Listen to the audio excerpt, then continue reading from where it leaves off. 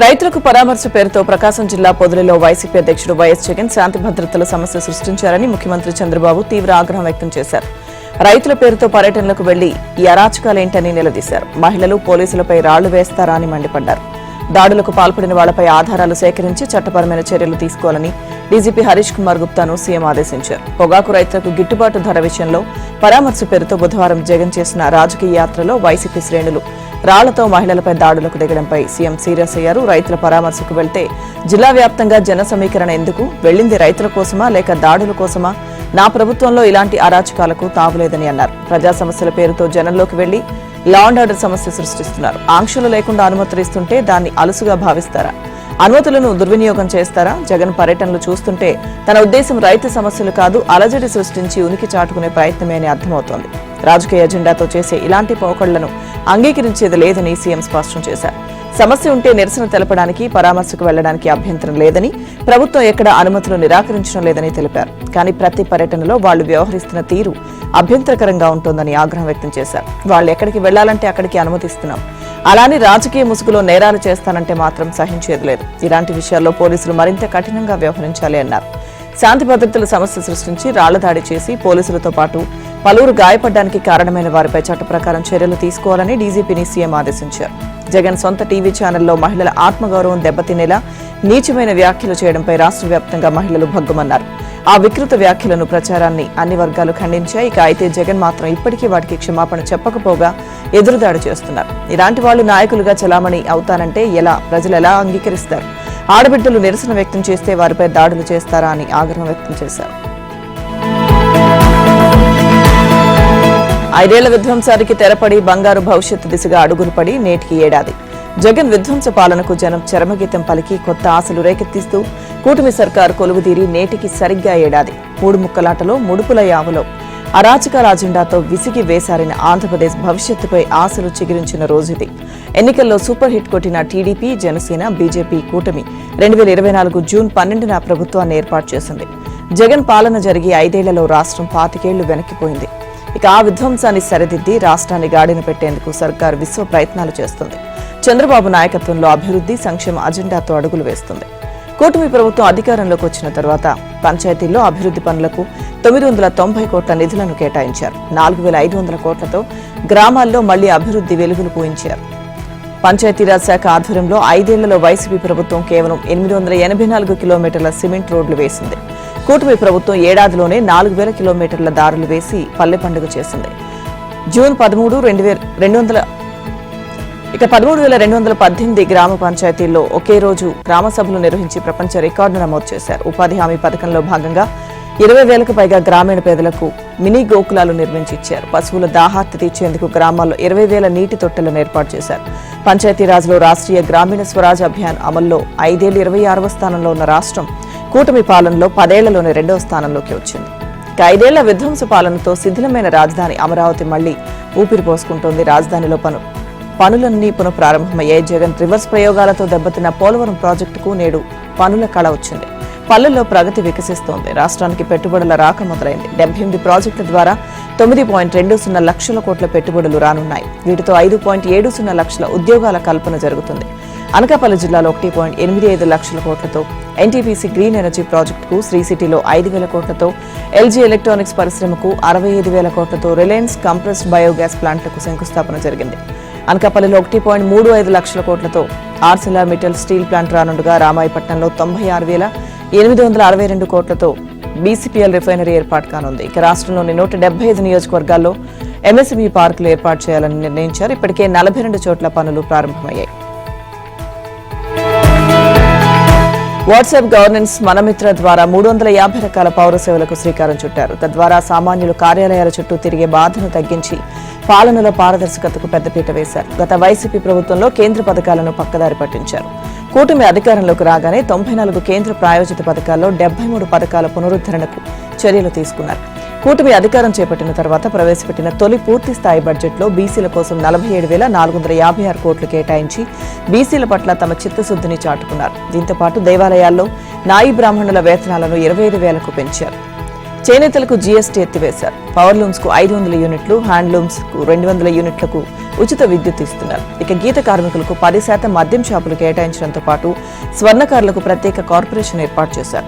టీచర్లకు మేలు చేసేలా 117 జీవో రద్దు చేయడంతో పాటు యాప్ల భారం తొలగించారు. ఉద్యోగులకు ఏడాది కాలంలో 7,500 కోట్ల వివిధ మొత్తాల కింద విడుదల చేశారు. ఇక పోలీసులకు 213 కోట్ల సరెండర్ లీవ్ల సొమ్మును విడుదల చేశారు.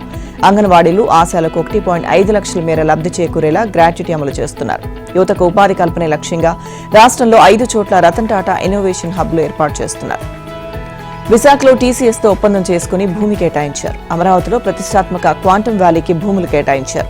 రైతు సంక్షేమానికి పెద్దపీట వేస్తూ రైతులకు మళ్లీ 90% సబ్సిడీతో డ్రిప్ పరికరాల పంపిణీ పథకం ప్రారంభించారు. పాడి రైతుల కోసం 2 లక్షల సబ్సిడీతో షెడ్ల నిర్మాణానికి ఆమోదం తెలిపారు.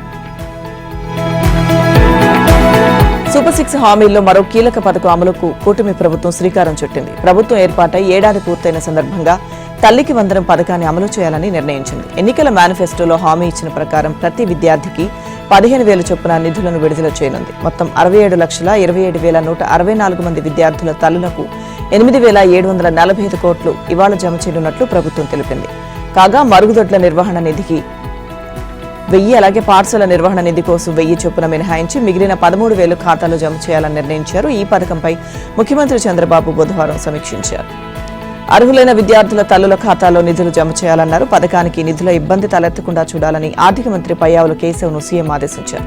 ఇప్పటికే గుర్తించిన విద్యార్థులతో పాటు 1వ తరగతిలో ఇంటర్ ఫస్ట్ ఇయర్లో అడ్మిషన్ పొందిన విద్యార్థులకు కూడా పథకం అమలు చేయాలని స్పష్టం చేశారు. పథకం అమల్లో ఇబ్బందులు లేకుండా సంబంధిత శాఖలు సమన్వయం చేసుకోవాలని సూచించారు. సాంకేతిక కారణాలతో ఎవరైనా విద్యార్థుల పేర్లు లేకపోతే దరఖాస్తుకు అవకాశం కల్పించి నిధులు విడుదల చేస్తామని చంద్రబాబు పేర్కొన్నారు. కాగా గత వైసీపీ ప్రభుత్వం చివరిసారిగా 2023లో అమ్మఒడి పథకం అమలు చేసింది. అప్పట్లో 83,15,341 మంది విద్యార్థులకు సంబంధించి 42,61,965 మంది తల్లులకు 6,392.94 కోట్లను విడుదల చేసింది. ఇక విద్యా సంవత్సరం ప్రారంభమవుతున్న సందర్భంగా విద్యార్థుల తల్లులకు మంత్రి లోకేష్ అభినందనలు తెలిపారు. విద్యార్థులకు శుభాకాంక్షలు, అందరికీ గుడ్ న్యూస్. కూటమి ప్రభుత్వం ఏడాది పాలన పూర్తి చేసుకుంటున్న శుభవేళ తల్లికి వందనం పథకం అమలుకు శ్రీకారం చుడుతున్నాం. చదువుకునే పిల్లలు ఎంతమంది ఉంటే అందరికీ ఈ పథకం వర్తిస్తుందని ఎక్స్లో చేసిన పోస్టు లోకేష్ పేర్కొన్నారు. విశాఖపట్నంలో సివిల్ ఏవియేషన్ యూనివర్సిటీని ఏర్పాటు చేయాలని కేంద్ర పౌర విమానయాన శాఖకు సీఎం చంద్రబాబు ప్రతిపాదించారు. దానికి తగ్గ పరిశీలన చేయాలని కోరారు. విజయవాడ అంతర్జాతీయ విమానాశ్రయం టెర్మినల్ భవనాల పనుల పురోగతిపై వెలగపూడి సచివాలయంలో బుధవారం సమీక్ష నిర్వహించారు. దీనికి కేంద్ర పౌర విమానయాన మంత్రి రామ్మోహన్ నాయుడు, ఆ శాఖ ఉన్నతాధికారులు, ఎయిర్పోర్ట్ అథారిటీ ఆఫ్ ఇండియా అధికారులు వర్చువల్ గా హాజరయ్యారు. విజయవాడ విమానాశ్రయం టెర్మినల్ భవనం డిజైన్లు అత్యంత ఆకర్షణీయంగానూ విభిన్నంగానూ ఉండాలని సీఎం స్పష్టం చేశారు. జాతీయ రహదారిని అనుసంధానం చేసేలా ర్యాంప్ నిర్మాణం ఉండాలని సూచించారు. టెర్మినల్ భవనం ఎలివేషన్, డిపార్చర్, అలాగే అరైవల్ బ్లాక్లు, ప్రయాణికుల లాంజ్లు, ఇలా అన్ని నిర్మాణాల్లోనూ రాష్ట్ర సంస్కృతి సంప్రదాయాలు ఉట్టిపడేలా చూడాలన్నారు. కూచిపూడి నృత్య భంగిమ చిత్రాలు, అలాగే కొండపల్లి బొమ్మలు, అమరావతి చిహ్నాలు, లేపాక్షి కళాకృతులతో డిజైన్లు రూపొందించాలని చెప్పారు.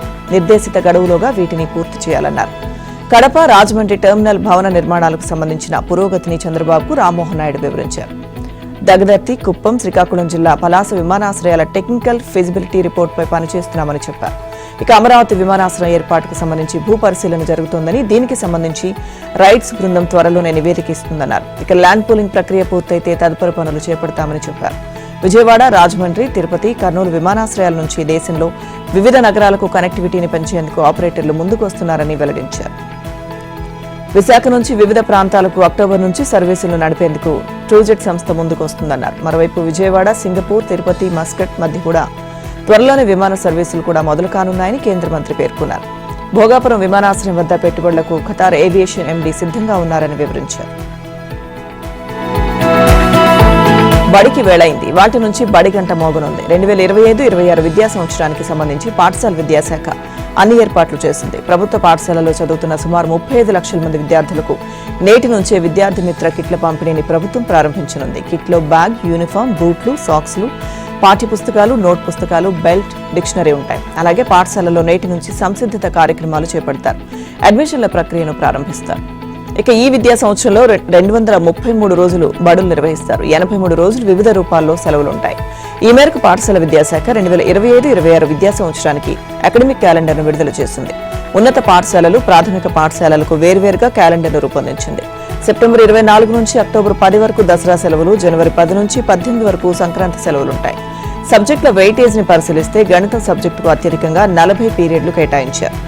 తెలుగుకు 30, హిందీకి 25, ఇంగ్లీష్కు 30, బయాలజీకి 30, ఫిజిక్స్కు 18, సోషల్కు 30 పీరియడ్లు కేటాయించారు. నవంబర్ 10 నుంచి 19 వరకు సమ్మేటివ్ అసెస్మెంట్ 1 పరీక్షలు, ఏప్రిల్ 6 నుంచి 15 వరకు సమ్మేటివ్ అసెస్మెంట్ 2 పరీక్షలు జరుగుతాయి. 10వ తరగతి పబ్లిక్ పరీక్షలకు ప్రాథమిక తేదీలను ఈసారి ముందుగానే ప్రకటించారు. మార్చి 16 నుంచి ఏప్రిల్ 2 వరకు జరిగేలా షెడ్యూల్ రూపొందించారు.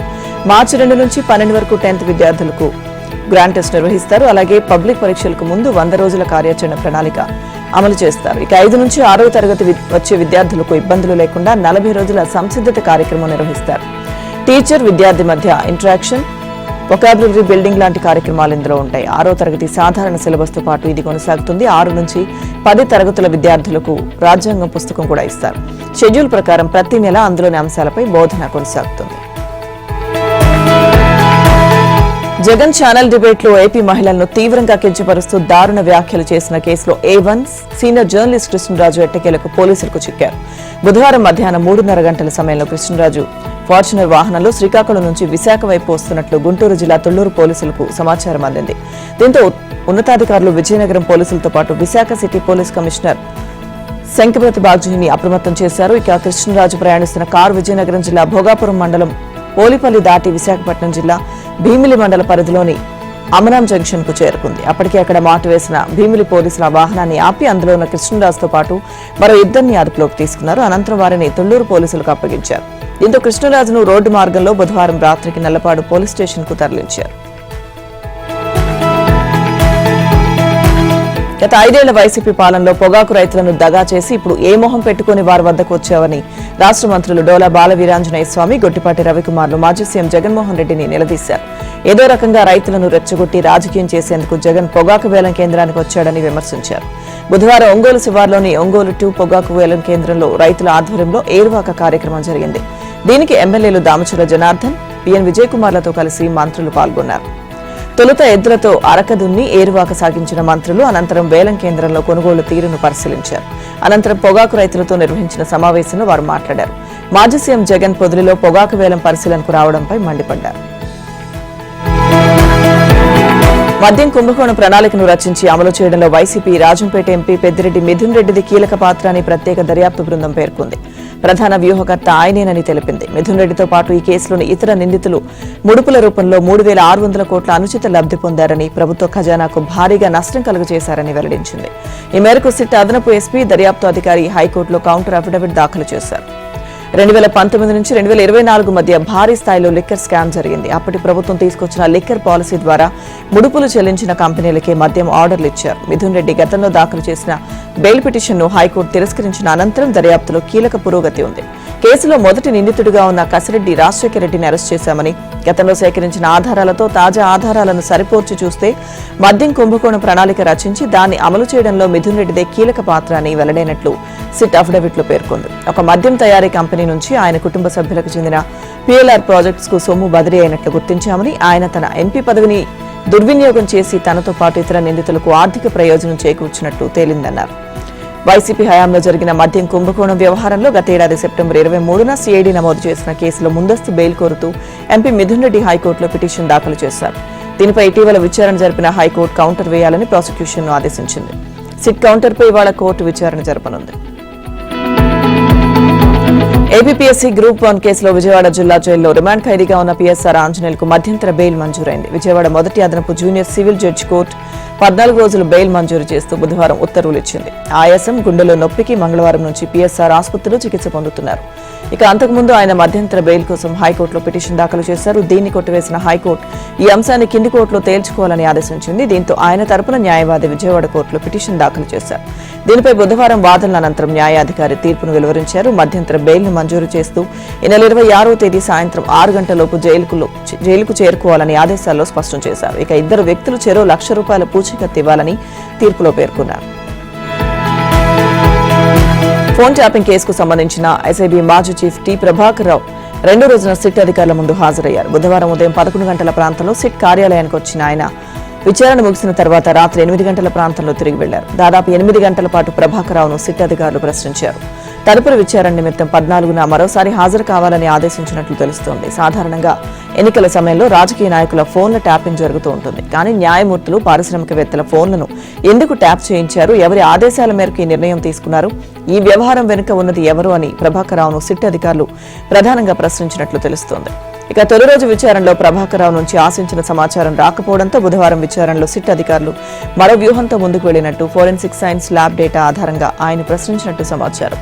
ఫోన్ ట్యాపింగ్ వ్యవహారం బయటపడిన తర్వాత అరెస్ట్ అయిన పోలీసు అధికారులు తిరుపతన్న, అలాగే ప్రణీత్ రావు, రాధాకిషన్ రావు, భుజంగరావు నుంచి సెల్ ఫోన్లు, కొన్ని హార్డ్ డిస్క్లను సిట్ అధికారులు స్వాధీనం చేసుకున్న సంగతి తెలిసిందే. ఈ విషయం బయటకు పొక్కడంతో ఈ వ్యవహారంతో ప్రమేయం ఉన్న పోలీసు అధికారులంతా తమ ఫోన్లు, పర్సనల్ ల్యాప్టాప్లు, హార్డ్ డిస్క్లను సమాచారాన్ని డిలీట్ చేశారు. దీంతో సిట్ అధికారులు వీరు ఉపయోగించిన సెల్ ఫోన్లు, ల్యాప్టాప్లు, హార్డ్ డిస్క్లను డేటా రికవరీ కోసం ఫోరెన్సిక్ సైన్స్ ల్యాబ్ కు పంపారు. వాటిలో డిలీట్ చేసిన సమాచారాన్ని చాలా వరకు రిట్రీవ్ చేసి సిట్కు అందించారు. కాళేశ్వరం బ్యారేజీలో నీటిని నిల్వ చేయాలన్న నిర్ణయం అధికారులదేని కేసీఆర్ జస్టిస్ పినాకి చంద్రఘోష్ కమిషన్ కు తెలిపారు. పంప్ హౌస్ హెడ్ కు తాకేంత వరకు నీటిని వారే నిల్వ చేశారని చెప్పారు. నీటి నిల్వకు తాను ఎటువంటి ఆదేశాలు ఇవ్వలేదన్నారు. రాష్ట్రంలో ప్రాజెక్టుల ఆపరేషన్ అండ్ మెయింటెనెన్స్ కోసం తమ ప్రభుత్వ హయాంలో 280 కోట్ల నిధులు విడుదల చేశామని, వాటిని వినియోగించే అధికారం కూడా అధికారులకు దాఖలుపరిచామని వెల్లడించారు. కాళేశ్వరం బ్యారేజ్ల నిర్మాణానికి సంబంధించిన నిర్ణయం నాటి మంత్రివర్గం తీసుకుందని, ప్రభుత్వ ఆమోదంతోనే ప్రాజెక్టు నిర్మాణం చేపట్టామన్నారు. బ్యారేజ్ల కోసం స్థలాల ఎంపిక పూర్తిగా సాంకేతికంగానే జరిగిందని తెలిపారు. కాళేశ్వరం నిర్మాణం కోసం నిధులు సమీకరించేందుకే ఇరిగేషన్ కార్పొరేషన్ ఏర్పాటు చేశామని, ప్రాజెక్టు వినియోగం ద్వారా సమకూరే నిధులతో ఆ రుణాలను తిరిగి చెల్లించాలనుకున్నామని వివరించారు. కానీ వివిధ కారణాల వల్ల అది సాధ్యం కాలేదన్నారు. కాళేశ్వరంలోని మేడిగడ్డ, అన్నారం, సుందిళ్ల బ్యారేజ్లపై విచారణ జరుపుతున్న జస్టిస్ పీసీ ఘోష్ కమిషన్ ఎదుట కేసీఆర్ బుధవారం హాజరయ్యారు. అయితే విచారణకు ముందు నాటకీయ పరిణామాలు చోటు చేసుకున్నాయి. కూర్చున్న వారందరితో పాటు కేసీఆర్ కు తోడుగా వచ్చిన బీఆర్ఎస్ ఎమ్మెల్యేలను బయటికి పంపించింది. అనంతరం ముఖాముఖి విధానంలోనూ కేసీఆర్ ను కమిషన్ క్రాస్ ఎగ్జామినేషన్ చేసింది. కాళేశ్వరం కమిషన్ ముందు 113వ కోర్టు విట్నెస్ గా హాజరైన మాజీ మంత్రి ఈటెల రాజేందర్ ఏ జవాబులు చెప్పారో 114వ కోర్టు విట్నెస్ గా హాజరైన టి హరీష్ రావు దాదాపుగా అవే సమాధానాలు చెప్పారు. తాజాగా కేసీఆర్ కూడా అవే జవాబులు చెప్పడంతో ముగ్గురేనన్న అభిప్రాయాలు వ్యక్తమవుతున్నాయి. ఇక ముగ్గురికి కమిషన్ ఏకకాలంలో నోటీసులు పంపగా తొలుత ఇచ్చిన షెడ్యూల్ ప్రకారం ఈ నెల 5న కేసీఆర్, 6న ఈటెల రాజేందర్, 9న హరీష్ రావు విచారణకు హాజరు కావాల్సి ఉంది. అయితే ఆరోగ్యం బాగాలేనందున తాను 5వ తేదీ విచారణకు హాజరు కాలేనని కేసీఆర్ కమిషన్ కు నివేదించుకున్నారు. దీంతో 11వ తేదీన రావాలని కమిషన్ తదుపరి నోటీసులు పంపించింది.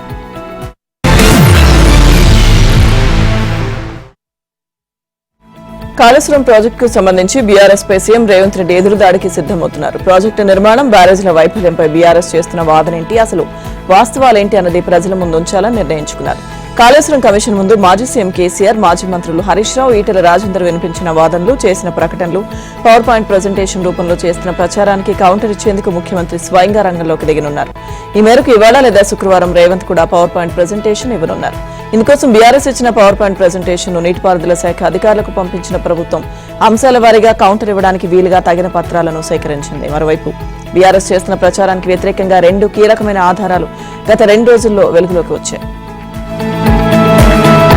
నిర్మల్ జిల్లా కేంద్రంలోని సీనియర్ సివిల్ జడ్జి కోర్టు వద్ద హైడ్రామా చోటు చేసుకుంది. BRS social media in-charge Konatham Dilip ను అరెస్ట్ చేసిన పట్టణ పోలీసులు కోర్టులో హాజరుపరిచారు. ఈ కేసులో న్యాయస్థానం బెయిల్ మంజూరు చేసింది. ఈ క్రమంలో కోర్టు నుంచి బయటకు వస్తున్న దిలీప్ ను మరో కేసులో అదుపులోకి తీసుకునేందుకు కడెం పోలీసులు ప్రయత్నం చేశారు. పోలీసులతో దిలీప్ తో పాటు న్యాయవాదులు, బీఆర్ఎస్ నేతలు వాగ్వాదానికి దిగారు. 41 కింద నోటీసులు ఇక్కడే ఇవ్వాలని డిమాండ్ చేశారు. ఇక పోలీసులు ఒప్పుకోకపోవడంతో కోర్టు ముందుకు దిలీప్ సహా బీఆర్ఎస్ నేతలు బైఠాయించి అక్కడ ఆందోళనకు దిగారు. రాజమండ్రిలో గోదావరి పుష్కరాలు ఇండోర్ స్పోర్ట్స్ కాంప్లెక్స్ ను ఎమ్మెల్యే ఆదిరెడ్డి శ్రీనివాస్ ప్రారంభించారు. ఈ కార్యక్రమంలో ఎమ్మెల్సీ సోము వీర్రాజు, శాప్ చైర్మన్ రవినాయుడు పాల్గొన్నారు. 3.41 కోట్లతో నిర్మించిన ఈ స్పోర్ట్స్ కాంప్లెక్స్ లో క్యారమ్స్, అలాగే chess, table tennis, shooting, snooker billiards అందుబాటులోకి తీసుకొచ్చారు. గడిచిన ఏడాది కాలంలో రాజమండ్రిలో సుమారు 150 కోట్ల మేర అభివృద్ధి పనులు చేపట్టామని ఎమ్మెల్యే ఆదిరెడ్డి శ్రీనివాస్ అన్నారు. ఇక ఈ ఏడాది 100 కోట్ల నిధులతో అభివృద్ధి పనులు చేపడుతున్నామన్నారు. ఖేలో ఇండియా ద్వారా లారీ స్టాండ్ లో సుమారు 50 కోట్లతో మల్టీపర్పస్ స్పోర్ట్స్ కాంప్లెక్స్ ను ఏర్పాటు చేస్తామన్నారు. గోదావరి పుష్కరాల పేరుతో ఇండోర్ స్పోర్ట్స్ కాంప్లెక్స్ ను ప్రారంభించుకోవడం అభినందనీయమని, తిరుపతి తర్వాత రాజమండ్రిలో రైఫిల్ షూటింగ్ అందుబాటులోకి వచ్చిందన్నారు SAAP chairman Ravi Naidu. Medigadda barrage Godavari నదిలో 6 యువకులు నీటిలో మునిగి మృతి చెందడం దారుణమని పెద్దపల్లి ఎంపీ గడ్డం వంశీకృష్ణ అన్నారు. ఈ రోజు జయశంకర్ భూపాలపల్లి జిల్లా మహదేవ్పూర్, మహాముత్తార్ మండలంలో పర్యటించారు. మహదేవ్పూర్ మండలంలోని మేడిగడ్డ బ్యారేజ్ గోదావరిలో స్నానానికి వెళ్లి ప్రమాదవశాత్తు గల్లంతైన అంబటిపల్లి గ్రామానికి చెందిన 4 యువకులను మహాముత్తారం మండలం కొర్లకుంట స్తంభంపల్లి గ్రామానికి చెందిన యువకులు గోదావరి స్నానానికి వచ్చి మృతి చెందారు. వారి కుటుంబ సభ్యులను పెద్దపల్లి ఎంపీ గడ్డం వంశీకృష్ణ వారి ఇంటికి వెళ్లి పరామర్శించి ఓదార్చారు. ప్రతి కుటుంబానికి అండగా ఉంటానని అన్నారు. ప్రభుత్వం తరపున ఆదుకుంటామని హామీ ఇచ్చారు. రోడ్డుపై బంగారు, వెండి, నగదు దొరికితే గుట్టుగా తీసుకుపోయేవారుంటారు. అలాంటిది ఏకంగా లక్షల విలువైన ఆభరణాలు, 2.5 లక్షల డబ్బులున్న సంచి రోడ్డు మీద దొరికిన నిజాయితీగా ఆటో డ్రైవర్ 2 యువకులు పోలీసులకు అప్పగించారు. కర్నూలు జిల్లా ఎమిగనూరుకి చెందిన సోహెల్ బేగ్ వలి, పెదకడబూరుకి చెందిన కురువ నరసింహులు అనే వ్యక్తులు తమ పని నిమిత్తం ఆదోనికి వెళ్తుండగా బోర్బండ గ్రామ సమీపంలో మెయిన్ రోడ్డుపై వారికి ఓ బ్యాగ్ దొరికింది. అది తెరిచి చూడగా అందులో 2 బంగారు బిస్కెట్లు, నల్లపూసల బంగారు దండ, అలాగే 2 పొరల బంగారు దండ, బంగారు నెక్లెస్ దండ, చెవి చుట్లు, బ్రేస్లెట్, 1 జత కమ్మలు, వెండి చైన్లతో పాటు సుమారు 2.50 లక్షల నగదు, దుస్తులు ఉన్నాయి. ఎవరో బ్యాగ్ ను పోగొట్టుకున్నారని గమనించిన వారు వెంటనే 13 లక్షల విలువ కలిగిన బ్యాగ్ ను నిజాయితీగా ఎమిగ్నూరు రూరల్ ఎస్ఐ శ్రీనివాసులకు అప్పచెప్పారు. అదే సమయంలో నందవరానికి చెందిన కురువ లలిత భర్త చంద్రగుప్త ఆదోని నుంచి వచ్చి తమ బ్యాగ్ పోయిందని ఫిర్యాదు చేశారు. పోలీసులు విచారించి ఆ బ్యాగ్ లలిత చంద్రగుప్తులదని నిర్ధారించుకుని బాధితులకు ఆ ముగ్గురు సమక్షంలోనే ఎస్ఐ శ్రీనివాసులు బ్యాగ్ ను అప్పగించారు. నిజాయితీగా బ్యాగ్ ను పోలీసులకు ఇవ్వడంపై ముగ్గురిని పోలీసులు ప్రశంసించారు. కర్నూలు జిల్లా పత్తికొండ ₹1 కోటి నిర్మించిన సీసీ రోడ్డును పత్తికొండ ఎమ్మెల్యే కేఈ శ్యామ్ కుమార్ ప్రారంభించారు. గ్రామీణ ప్రాంతాల్లో మౌలిక సదుపాయాల కల్పన ప్రభుత్వ ధ్యేయమని ఎమ్మెల్యే తెలిపారు. గ్రామాల్లో మౌలిక సదుపాయాల కల్పనలో భాగంగా రాష్ట్ర వ్యాప్తంగా పల్లె పండుగలో సిమెంట్ రోడ్ల పనులు ప్రారంభించి వాటిని పూర్తి చేశామని తెలిపారు. ఇక పట్టణంలోని పలు కాలనీలకు వెళ్లాలంటే చిన్న ఆటోలు కూడా వెళ్లేవి కావని, అలాంటిది ఎమ్మెల్యే చొరవతో రహదారి వెడల్పు చేసి 50 లక్షల నిధులతో సీసీ రోడ్ నిర్మించామన్నారు. గాంధీనగర్ మార్కెట్ యార్డ్ వద్ద రహదారి లేక ఎన్నో సంవత్సరాల నుంచి ఎవరూ పట్టించుకోలేదని ఆ ప్రాంతవాసులు ఎమ్మెల్యే దృష్టికి తీసుకువెళ్లారు. దీంతో 54 లక్షలతో సీసీ రహదారి నిర్మాణం చేసి ప్రారంభించారు. పట్టణంలో ప్రతి ఇంటింటికి తాగునీటి కుళాయిలు ఏర్పాటు చేస్తామని అన్నారు. కర్నూలు జిల్లా తడకనపల్లి గ్రామంలో ఏరువాక కార్యక్రమంలో రాష్ట్ర నీటిపారుదల శాఖ మంత్రి నిమ్మల రామానాయుడు పొలం దున్ని ఉల్లి విత్తనాలు చల్లారు. గత వైసీపీ ప్రభుత్వంలో వ్యవసాయానికి మూత వేసి రైతు భరోసా కేంద్రాలను భక్షక కేంద్రాలుగా మార్చారని మంత్రి నిమ్మల రామానాయుడు విమర్శలు చేశారు. రాయలసీమలో నాడు చంద్రబాబు డ్రిప్ తీసుకొస్తే గత ప్రభుత్వంలో డ్రిప్ కి ₹1 కూడా ఇవ్వలేదని ఆయన అన్నారు. గత ప్రభుత్వ తప్పిదాల వల్లే గుండ్లకమ్మ, అన్నమయ్య డ్యాంలు కొట్టుకుపోయాయని మంత్రి నిమ్మల రామానాయుడు తెలిపారు. కూటమి ప్రభుత్వం రైతు పక్షపాత ప్రభుత్వమని మంత్రి నిమ్మల రామానాయుడు చెప్పారు. అమరావతి మహిళలపై అనుచిత వ్యాఖ్యలు చేసిన వారిని కఠినంగా శిక్షించాలన్న డిమాండ్ రోజు రోజుకి విశాఖలో పెరుగుతోంది.